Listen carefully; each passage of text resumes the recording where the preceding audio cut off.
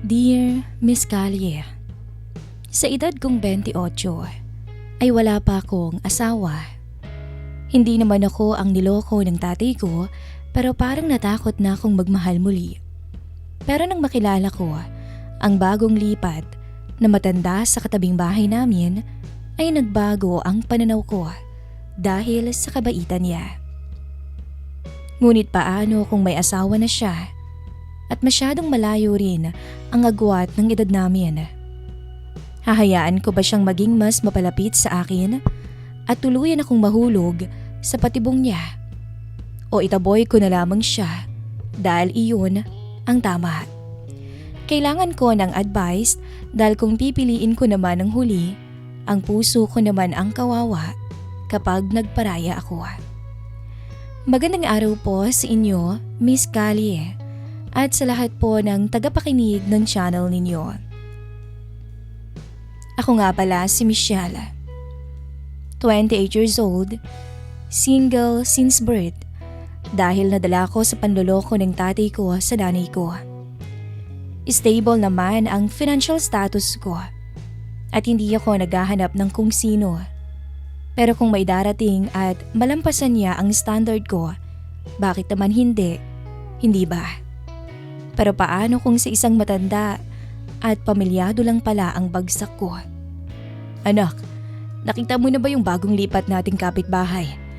Pakihatid nga itong niluto kong ulam, bigyan naman natin sila. Masiglang sabi sa akin ni nanay. Ganito talaga ang ugali nito. Masyadong mabait sa kapwa, kaya naaabuso. Mamimigay ka na naman, nay. Ipinahingi mo na lahat, ano pong uulamin natin? Nakaismid kong tanong sa kanya. Nakatanggap tuloy ako ng batok. Ang dami mong sinasabi. Kasya na sa atin to ng mga kapatid mo kaya sige. At ihatid mo na ito sa kanila. Malakas na boses na sabi niya. Napailing na lamang ako. Kung tratuhin pa rin niya ako ay parang hindi pa ako lagpas ng kalendaryo. Wala naman akong nagawa kundi kunin ang mangkok ng adobo at naglakad papunta sa katabing bahay. Bago pa lang ang bahay na iyon. Matagal na iyong bakante at ngayon lang ulit nagkaroon ng nakatira. Maganda ang bahay, malinis at halatang may kaya ang may-ari. Pagdating ko sa gate ay kumatok ako. Ilang segundo lang ang lumipas bago ito bumukas. At doon bumungad sa akin ang medyo may katandaan ng lalaki. Matangkad, halata na rin dito ang edad niya pero hindi mawawala ang pagiging matikas ng pangangatawan at kagandahan ng mukha. May mga kulubot na rin sa gilid ng mga mata niya pero hindi iyon nakakabawas sa maaliwalas niyang mukha. Magandang hapon. Seryoso nitong bati sa akin. Magandang hapon din po. Pinabibigay po ito ng nanay ko. Magalang at nakangiti kong sabi. Talaga, maraming salamat dito. Pakisabi sa nanay mo. Nga pala, ako si Robert. Pakilala nito kalaunan. Ako naman po si Michelle. Makakarating po kay nanay. Sagot ko. Akmang magpapaalam na sana ako nang muli siyang magsalita. Mukhang mababait ang mga kapitbahay namin. Komento nito at doon na ako napangiti ng bahagya. Hindi ko alam kung bakit pero parang komportable agad akong kausap siya kahit unang beses pa lamang kaming nagkita. Pagka-uwi ko sa bahay ay tinanong agad ako ni nanay. Kumusta? Anong ugali ng kapitbahay natin? Babait ba? Nagustuhan ba yung binigay ko? Sunod-sunod agad na tanong niya. Okay naman, nay. Ang daming tanong eh. Mabait naman siya. Ngiting sagot ko sa huling sinabi. May pamilya ba? O sisa pa niya? Hindi ko pa alam. Doon ako napasimangot. Paano kung meron? Eh di mabuti. Tumangulang si nanay habang nagluluto na naman ng kung ano-ano. Nabisi ako sa trabaho at laging wala sa bahay. Kaya ng day off ko at saktong nagdidilig ako ng halaman sa harap ng bahay nang mapansin kong nasa kabilang bakuran siya. Mahilig ka pala sa halaman. Sabi niya habang nakatingin sa ginagawa ko. Si nanay ho talagang mahilig dyan. Inutusan lang ako magdilig. Kwento ko naman sa kanya. Plantita pa lang nanay mo. Yung asawa ko rin nung nandito pa siya sa bansa ay ganyan din. Bigla rin itong napakuwento. Napatangu-tangu ako. Nasa ibang bansa pala yung asawa ninyo. Umuwi naman po ba taon-taon? O sisa ko pa? Umiling naman to. Naku hindi, kada 2 taon o 3 kong umuwi. Ngumiti siya ng bahagya, ngunit may lungkot akong nasilayan sa mga mata niya. Siguro mahirap yun no, yung matagal kayong hindi nakikita.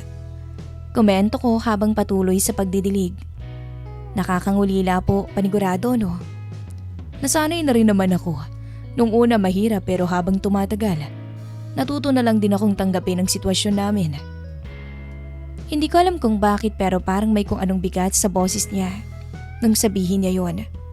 May mga anak na po ba kayo? Tanong ko para maibaling sa iba ang usapan. Tumango naman siya. 2 na. Pareho na rin may sariling buhay. May mga asawa at anak na. Wow, ang laki na ho pala ng pamilya ninyo no? May mga apo at manugang na kayo?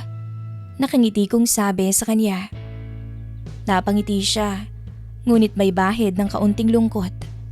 Marahil dahil malayo ang mga ito sa kanya. Hindi na nga masyadong nangangailangan ng gabay ko.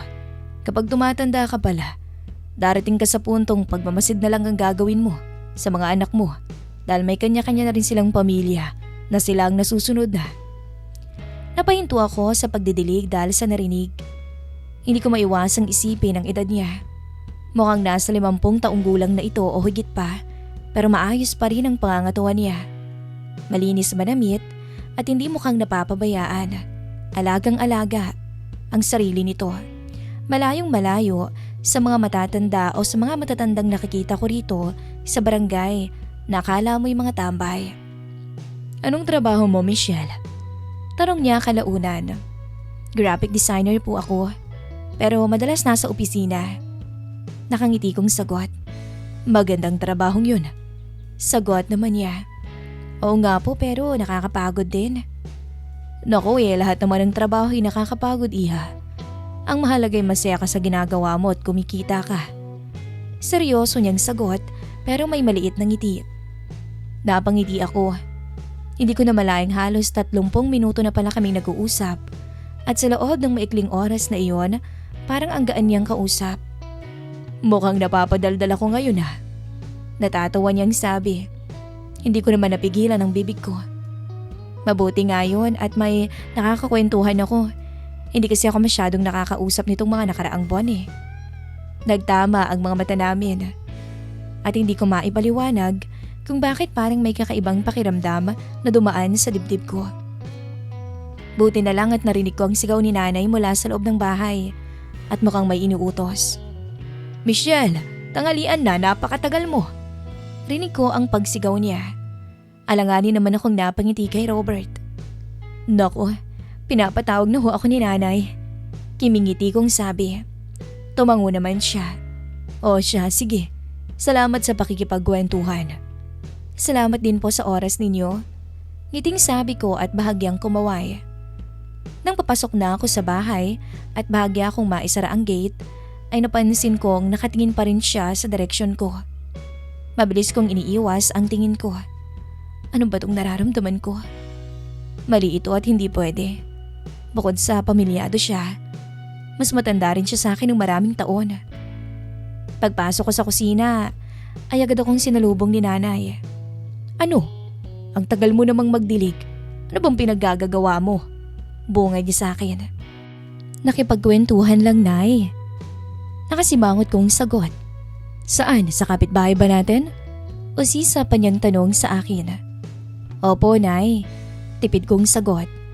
Nakangiti agad si nanay na parang may natuklasang sikreto. Pogi ba?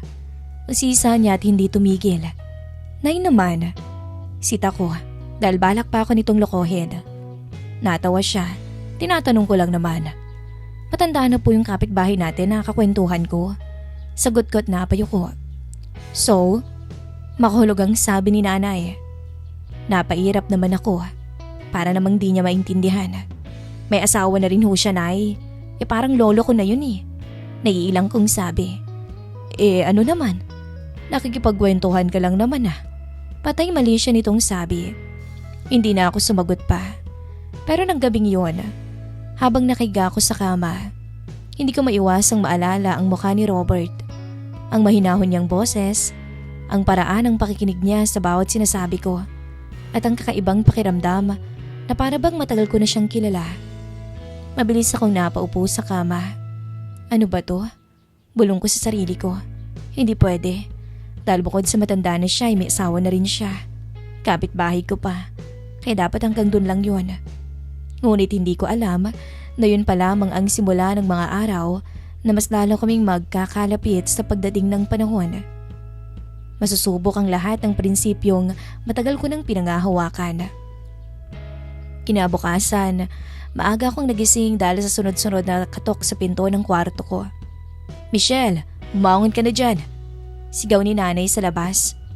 Napapikit ako ng mariin. Ano na naman pa yun? "Ano ba yun, Nay? Antok na untok pa ako eh." Sigaw ko pabalik. "May bisita ka."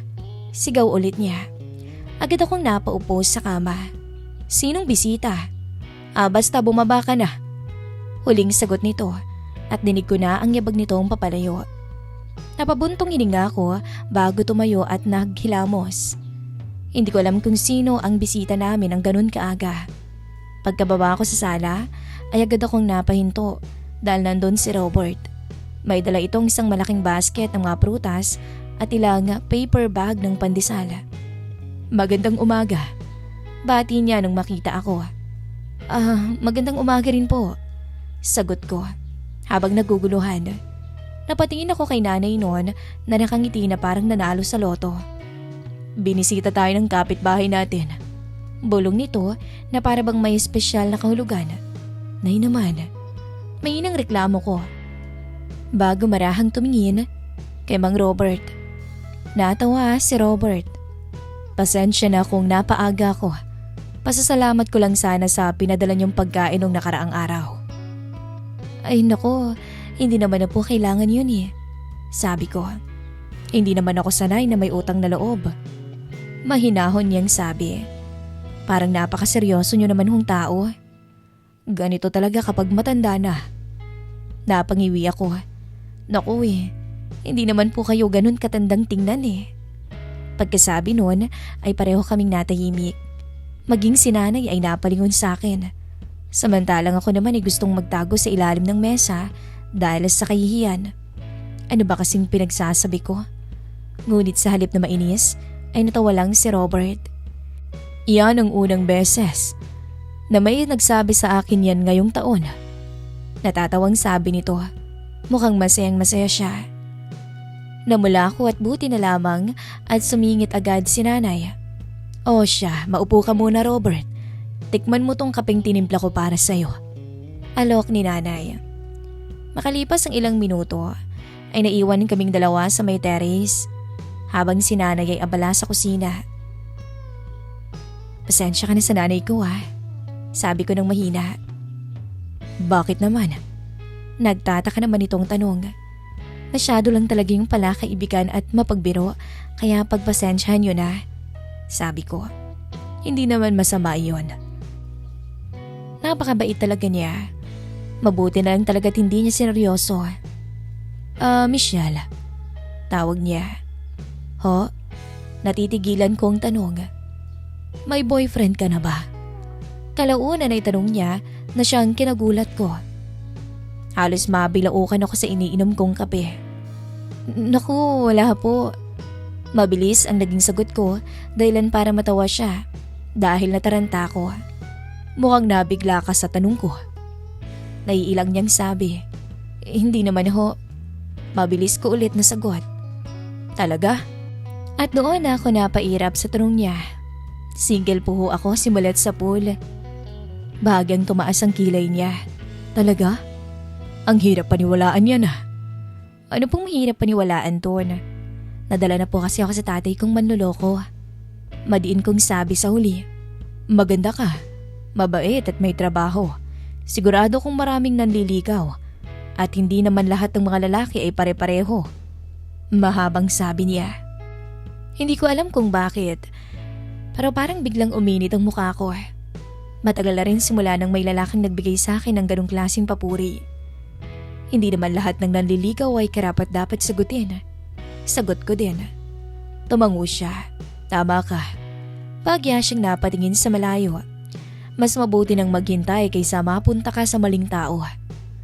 Napansin kong tila may malalim siyang pinaguhugutan. Parang hindi lamang simpleng payo ang sinabi niya, kundi isang karanasang personal niyang pinagdadaanan. Kayo ho, masaya po ba kayo sa buhay niyo? Sa asawa ninyo?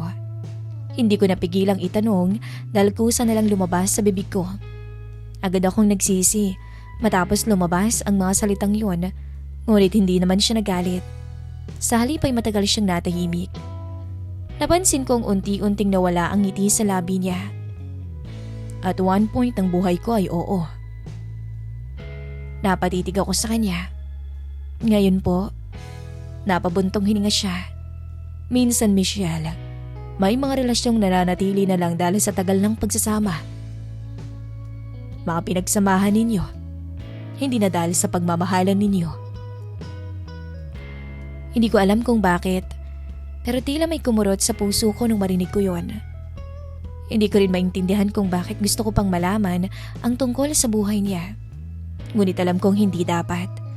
Dahil habang mas nakikilala ko si Robert, mas lalo kong napapansin ang mga bagay na hindi ko dapat pinapansin sa kanya. Dahil sa unang pagkakataon, sa buhay ko, naramdaman kong may isang lalaking unti-unting nakakapasok sa puso ko. Natigil ang pag-uusap namin nang magsalita si nanay. O tara na, kumain na tayo ng agahan. Dito ka na rin kumain, Robert. Sabi niya. Tipid akong ngumiti at tumango bago nanguna sa kanya. Nung umagang yun ay kasalo namin siyang kumain. Bukas ay balik trabaho na ulit ako. Habang kumakain ay hindi maiwasan ni nanay na kulitin si Robert. Ilang taon ka na ba, Robert? Diretsyong tanong nito. Nay, agad kong saway. Naku ako'y magsisingkwenta na. Halos mabulunan ako sa kinakain ko. Totoo ho ba? Tumaas ang kilay niya. Mukha na ba akong 60? Naku matanda na talaga ako. Naku hindi ho. Natitigilang sabi ko. At hindi ko magawang ituloy ang sasabihin. Pero kahit matanda naman na ako guwapo pa rin naman, hindi ba? Pagbibiro niya sa amin na kinatawa naming lahat. Lalong lumawak ang ngiti niya. Hindi ko maintindihan kung bakit tila tuwang-tuwa rin ako sa kanya. Makalipas ang ilang sandali ay nagpaalam na rin siya. Maraming salamat sa agahan. Walang anuman ho yun, sagot ni nanay. Pagkaalis niya ay agad akong tinapunan ng makahulugang tingin ni nanay. Ano? Tanong ko. Wala. Iling naman niyang sabi. Nay ha? Sita ko. Natawa to. Hindi mo ako maloloko dahil anak kita. Napairap na lamang ako bago umalis. Ngunit sa totoo lang, hindi ko rin alam kung niloloko ko na rin bang sarili ko. Dahil habang tumatagal ay mas napapalapit na ako sa kanya. Lumipas ang ilang linggo, kakauwi ko lang galing trabaho nang matatnan ko siya sa labas ng bahay nila. Mukhang mag-isa na naman po kayo ha, sabi ko at tumabi sa kanya ng upo. Ako'y palagi namang mag-isa. Wala naman akong kasama. Wala namang balak umuwi ang asawa ko. Naiilang niyang sabi. Napagkakatlabi ako at napayo ko sa sinabi niya. Mahal niyo pa ho? Hinihintay niyo Mahinang sabi ko. Umaasa pa na baka maging tulad pa ng dati. Pero wala Hanggang kailan naman tayo maghihintay? Abay matanda na ako. Pagak siyang natawa. Siya nga pala gumawa ko ng merienda sa loob, baka gusto mong kumain. Aba kung libre at bigay hindi ho ako tumatanggi. Natatawa kong sabi. Tumayo na siya at inakay niya ako sa loob. Nang masara niya ang pinto, doon ko napagtanto na kaming dalawa nga lang pala ang nandito sa bahay niya. Halika't kumain ka, gumawa kasi ako ng turon na saging. Mag-isa lang ako at nabigyan ko na rin ang nanay mo, pero marami pa ring tira. Sabi niya. Natakam naman agad ako kaya mabilis akong kumuha dahil paborito ko to. Hindi ko na malayang may naiwang mikmik sa gilid ng labi ko. Teka lang. Pigil nito at bagya yung inalis. Natigilan ako at napatitig. Tunay ngang gwapo siya kahit na may edad na. Napakaganda mo talaga, Michelle. Mainang sabi niya. Nagulat talaga ako noon. Mang Robert, sit ako sa kanya. Bakit naman? Patay mali siya niyang tanong.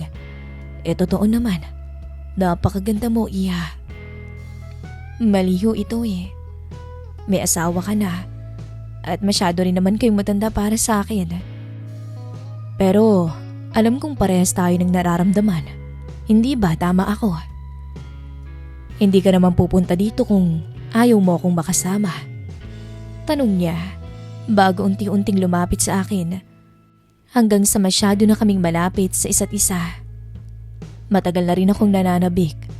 Wala rito ang asawa ko matagal na. Michelle, pwede ba? Pero kung ayaw mo, pwede kang tumanggi. Hindi ako nakasagot. Pero maya-maya, pwede naman ho eh. Pero ngayon lang, pikit matang sagot ko. Makalipas ang 1 segundo, naramdaman ko na ang labi niya sa akin. Mainit at marahan. Napapikit ako. Hindi ko akalain na kahit matanda na siya, ay may maipagmamalaki pa rin siya. Ngunit sa mismong sandaling yon, tila may malamig na tubig na binuhos sa akin. Bumalik sa isip ko ang lahat. Ang nanay ko, ang panloloko ng tatay ko, ang mga gabing umiiyak si nanay dahil sa ibang babae. At ngayon, heto ako, unti-unti nang nagiging katulad ng taong matagal ko nang kinamumuhian. Ayoko namang maging kabit. Napaatras ako dahilan para mapatigil siya. Bakit, Michelle? Nagtatakang tawag niya. Mabilis kong iniwasan ang tingin niya. Maliho to. Napapailing kong sabi habang unti-unti na rin namumuo ang luha sa mga mata ko. May asawa ka pa rin. Ayoko maging kirida. Maging ako ay nahirapang pigilan ang nararamdaman ko dahil sa totoo lang, gusto ko siya kahit alam kong bawal. Michelle, mahinang tawag niya sa pangalan ko. Kung ipagpapatuloy natin to, masasaktan tayong pareho. Hindi siya nakasagot sa sinabi ko. Tanging mabigat na katahimikan lamang ang namayani sa pagitan namin. Napabuntong hininga ko. Aalis na ho ako. At bago pa niya ako mapigilan, ay mabilis akong lumabas ng bahay. Halos takbo na ang ginawa ko pauwi. Pagpasok ko sa kwarto, ay agad akong napaupo sa gilid ng kama. Doon ko tuluyang hinayaang tumulo ang mga luha ko. At masakit tanggapin na sa unang pagkakataon, umibig nga ako. Pero sa lalaking hindi naman dapat. Sa lalaking hindi pwede. Miss Callie, minsan na nga lang akong magmahal sa maling tao pa. Puno ng hinanakit kong sabi noon. At kung may natutunan man ako sa karanasang to, iyon ay ang katotohanan ng hindi lahat ng pagmamahal ay kailangan talagang ipaglaban. May mga pagmamahal na sapat ng maramdaman, matutunan, pagkatapos ay itigil na. Dahil minsan ang tunay na pagmamahal ay hindi tungkol sa pag-aangkin, kung hindi tungkol sa pagpili ng tama. Dahil alam mong sa huli, ikaw lang naman ang masasaktan. Hanggang dito na lamang po ang kwento ko, Miss Callie. Maraming salamat and God bless.